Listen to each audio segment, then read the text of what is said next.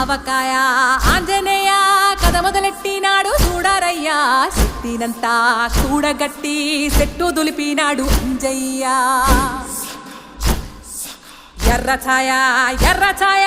కోతి అవతార వెంటమాయ కత్తి సేత పట్టకుండా కాయ కోసినాడు కపిలయ్య